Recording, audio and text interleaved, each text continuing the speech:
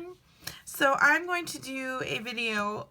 We are going to learn how to make our foundation chain and then do single crochets into that foundation chain. Disclaimer, I'm not that great at this. I don't even do it very often because almost all the blankets I make are in the round, so you don't even make a foundation chain. So bear with me, I'm not that good at it. Hopefully I can show you like exactly what you need to do though. It's not like super hard or anything. Like once you know exactly what to do, which I learned how to do it incorrectly. So I think that's part of where my trouble comes from. And the more you do it, the easier it is, and eventually you won't even hardly have to think about it. I'm using a J hook. This is a clover. I'm using a little bit bigger so that hopefully you can see a little bit better. This is I Love This Cotton, or yarn, sorry. I Love This Cotton a lot. This is the Hobby Lobby brand. I really love this stuff. It's nice and soft. This is all backwards. Medium, number 4, and what color are you? Sea blue if you're interested. Alright, so I did a video on how to cast your yarn onto your hook, but I'll show you real quick again. Over 2 fingers, and make an X, wrap around and go back up, and then pop your hook in and pull tight. Okay, now your yarn is on your hook. What I do, and you'll notice in my videos probably I hold my yarn different ways. I don't know why, I just have a tendency to. But one of the best ways I've found is to kind of lay it across these 3 fingers and wrap it around your pointer finger. And then you can kind of control your tension just by wiggling your finger there. So when you go to start making your chains, what I do, all of this is what I do. Like, I'm sure that there's different ways to do it, and you know, everyone does things a little bit differently. So this is like legitimately just what I do, and I didn't learn from like a class or anything. So I hold my knot because it's a slip knot. If you don't, you can kind of pull it too loose or pull it too tight when you start to chain. So I kind of hold that right there. So you're going to take your hook, go in front of your yarn and pop behind. And so you're going to grab that yarn. And then you're going to pull it through. And as I pull it through, I'm kind of like tugging down with my thumb and my middle finger on that knot just to kind of keep it in place. So you'll see I kind of pull down as I pull through. Wrap around, pull down.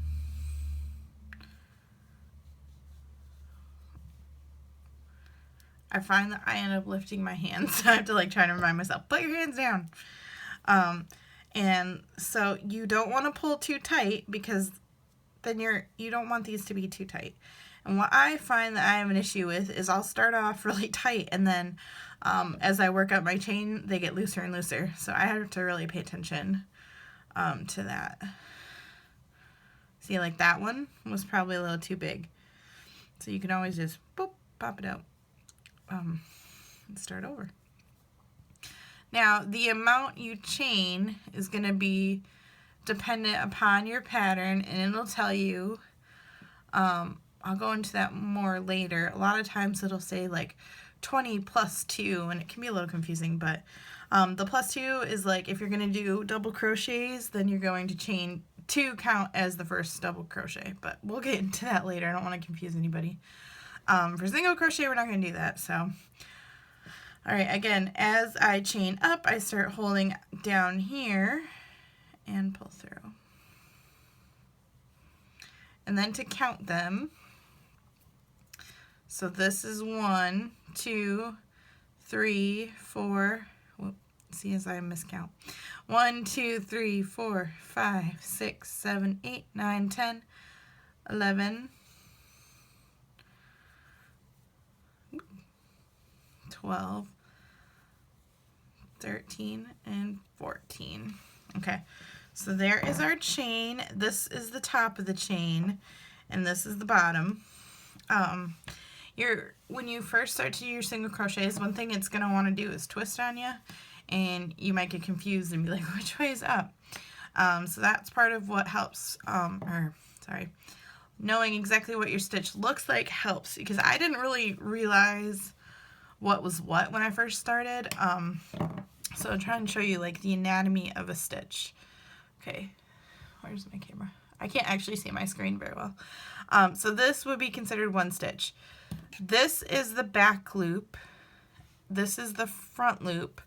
And then this goes down and comes out the other side. And this is like the bottom loop, I guess you could call it. So when I first learned, I was doing everything in the back loop, which is okay. I mean, it leaves a little bit of a gap, and what you're going to get is this, all these front loops are going to leave this little edge across your project, which sometimes is what you want. In different patterns, it'll say crochet in the back loop or crochet in the front loop. Yeah, so you can do that, but for our purposes today, we are going to do the entire stitch, which in general, you're going to want to do the entire stitch. So we're going to skip this one because we're in that stitch. And so what you're going to do is you're going to go under the front loop, under the back loop, okay? Now you're in the stitch completely. Oop, I'm out of frame, aren't I? There we go. So on the back, you're going to have that one little back loop. You're going to go in between it and the front and back loops, okay? So then to do a single crochet, you're going to grab the yarn and pull it back through where you came from. So you'll have 2 loops. You're going to yarn over and pull through, and that is your first single crochet right there. So then to do the next one, go through both loops again, which is the hardest part, I think, is finding both of them sometimes.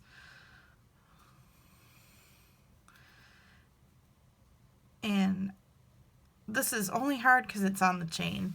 Like once the chain is built up you won't have near as many issues because it's just not solid and it's squirrely. All kinds of fun descriptions for it today. So you're going to grab the yarn and pull it through. Now you have 2 loops.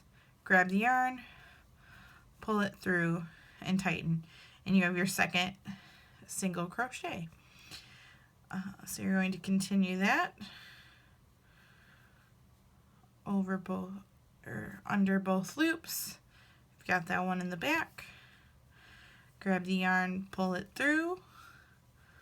Grab the yarn, pull it through.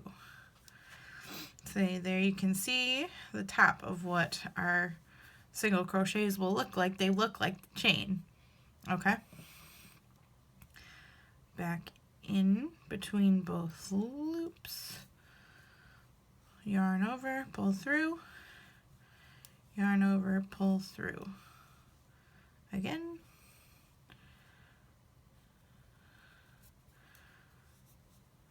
Yarn over, pull through, yarn over, pull through. And you can see it's starting to build up here.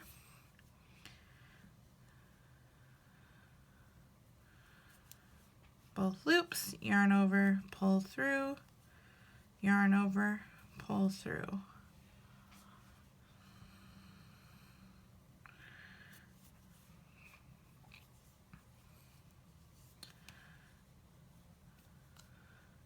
Okay, so there you got that going there. Do a couple more between, and remember this is about the hardest part sometimes, so don't give up on the chain. Worst case scenario, and don't tell anyone I told you to do this, but if you're super struggling and you're just not getting it, I'd rather you do a few, like do it in the back loop. Like this, because I'd rather you get started working on the full stitches than quit because the chain is hard. You're going to figure that out, as you go, but so if you find you're really getting frustrated with trying to get into both loops, just do the back loop. Just like that. It's not going to ruin your project. It's going to, like, here, see if I can show you the difference. See how this is nice and tight? And this has this gap. These I all did in the back loop. So you're going to have this little ledge of the front loops, and you're going to have little gaps there. It's okay. If you absolutely are getting way too frustrated trying to get into both loops, just do the back loops. You can come back and do this. Once you're better at doing the stitches by themselves, then you'll be better at getting into the stitches completely in the chain. That's just my tip. So I have one more here, and again, it was in the back loop. Okay, so there is your full chain. Obviously, these are in the back loop only, and these are in the full stitch. So then you would turn your work and try to get the right thing and not the tail. So when you go to do this, this is going to be a lot easier because they're going to stick out a little bit more and stand up a little bit better on their own, as I do it wrong there. Okay, so you're going to go in right there. And you'll find it's a lot easier to get in, but it also is a little bit harder to see where you're going. So if you cannot tell exactly, just pull it apart and you're going to see a little hole. Okay, and that's where you're going to go, right there. So see the little hole, yarn over, pull through, yarn over, pull through, yarn over, pull through, yarn over, pull through.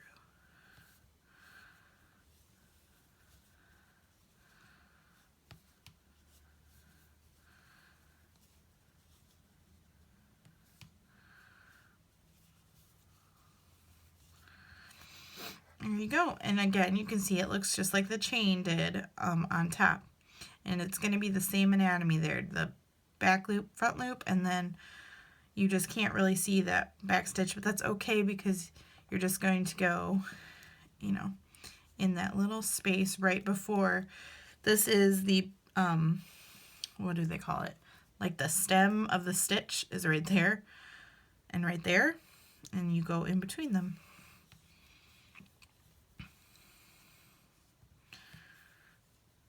Is stem the right word? Stem might not be the right word. Post. There's the word. That is the post. There's a post. You go in the middle. Alrighty. There you have 2 rows of single crochets. And as you can see, like, you can hardly even tell where I did the back loops and where I did the front loops. So if you absolutely cannot do the full stitch, just go with the back loops. It's really okay. You will get it eventually. I just would rather you keep going than stop just because you get frustrated with the chain. I hope that helped you guys. Leave me any questions and I'll see you later. Bye.